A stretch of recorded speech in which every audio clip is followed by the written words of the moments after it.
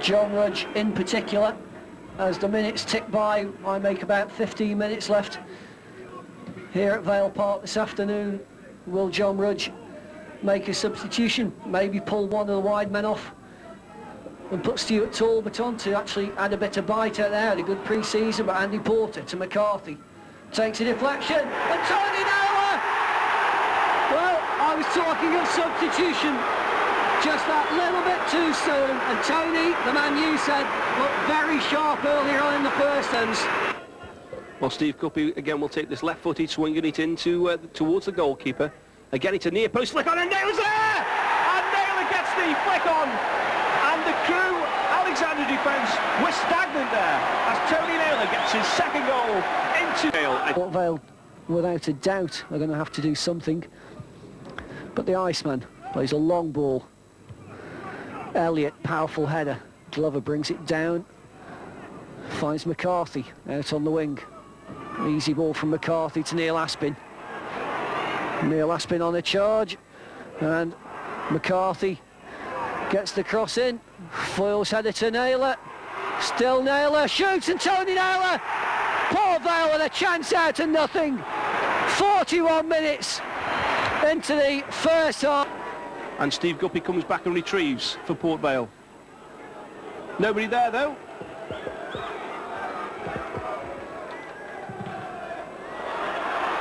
Oh, and this is good movement. Naylor hits it! It's there! Tony Naylor! From excellent work that has to be said by Alan Tankard, who played a lot further forward. Ball in field to Tony Naylor. And from 20 yards out, Tony Naylor makes absolutely no chance. The goalkeeper, though, got a hand to it, just helped it onto the post. Port Vale have the lead. But it's Port Vale on the break with Guppy. Lovely change of pace there. Now Walker. McCarthy drifting out wide. It's opened up some space. And this is Guppy. And in for Naylor.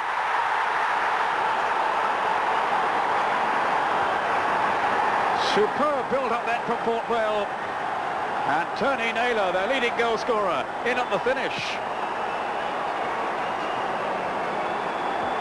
20 minutes into the second half.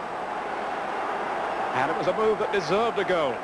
Guppy unselfishly into the middle, and Naylor was in the right place. Great ball there from Walker.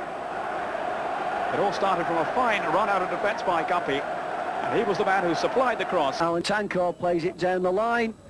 That ball takes a wicked bounce there, but luckily for the Valiants, Gary Breen puts it out, and Vale back with the throw-in. Guppy to Tankard. Tankard gets it over. Naylor! Fantastic goal by Tony Naylor! Absolute gem of a goal, his first real chance. It came from a throw-in, hooked over by Alan Tankard. Naylor, one ball to control, turns, hits it on the volley, and bang, Port Vale 1, over it comes Tony. Oh, it's a great goal this. Look at it, it's an attempted cross by Alan Tankard, flicked up and hit on the turn. You won't see a better goal than that this season, Mike. Let's take another look at it. You see he followed it, he knew exactly, he picked the spot with...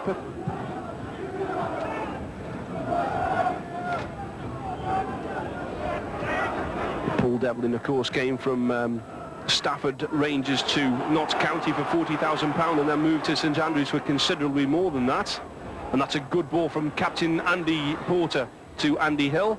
This is John McCarthy for Port Vale. It's a good cross, Mills! It's the post, Naylor! It's there! Oh, a marvellous goal from Port Vale! And a great header from Lee Mills. And the striking partnership is taking formation between those two. They've begun to read each other now in this game. Well, let's just take a look at this marvellous cross, left-footed from John McCarthy. Great header from Mills, hits the post. Naylor takes a touch and gets it up into the roof of the net. What a goal, Mike. Well, excellent goal. The nice thing about the scoreline, it's 2-0. I'm a little disappointed it didn't go in for Millsy, because I think as soon as he can start finding that regular... Every kick, every set piece will be calling Phil Chapel forward. It's worked so far.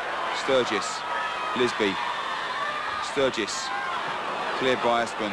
Bit too tight there for the youngsters. There's a missed kick. Away comes the number 10, Naylor. Barnes is coming across to close him down, which he does well, and he gets it inside there.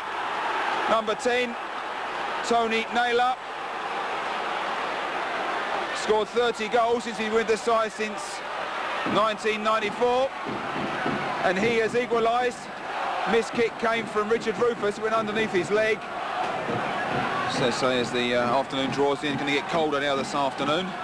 Pitch might get a little bit harder. And again, make things difficult for the sides. There's a bit of trouble here for Charlton. Difficulty there and a goal from Tony Naylor. That's his second. And another defensive error. Rufus and Chappell failing to clear the ball when they had it.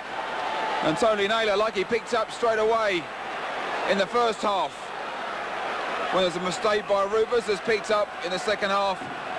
And a mistake by the back two again. Rufus didn't clear it, fell to Chappell. Chappell tried to turn inside. And Naylor picked it back up. And I think Mike Salmon's going to be quite happy this afternoon.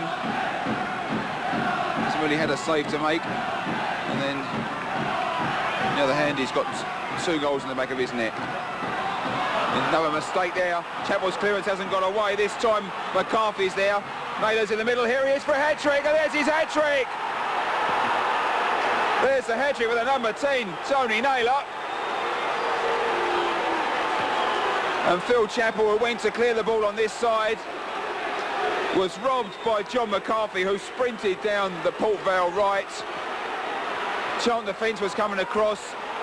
A great cross from McCarthy, driven across the front. And Tony Naylor just went, thank you, put that in the back of the net. This is Tankard to Guppy. Down the line for Andy Porter. Porter to Naylor. Naylor trying to turn, trying to get a shot. Great goal, Naylor! Marvellous goal! And that was taken with some class by the little man, Tony Naylor. Received the ball from Andy Porter.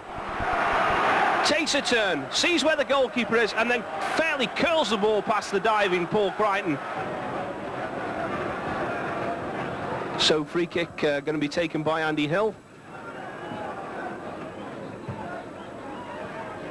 Foyle gets the flick on.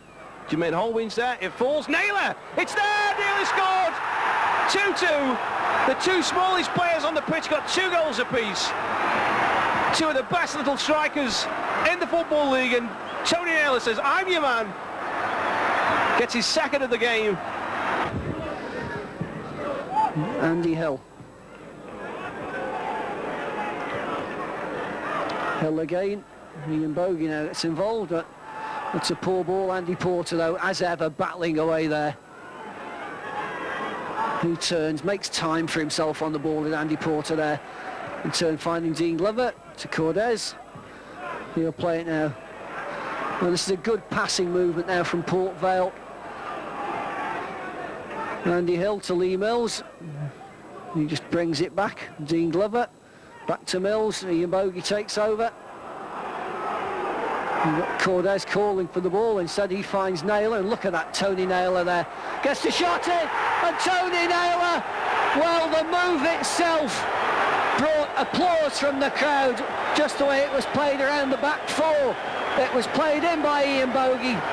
Cordes was calling for the ball. Instead, he played it into Tony Naylor. Naylor turned one way, turned the other, and then just unleashed a shot.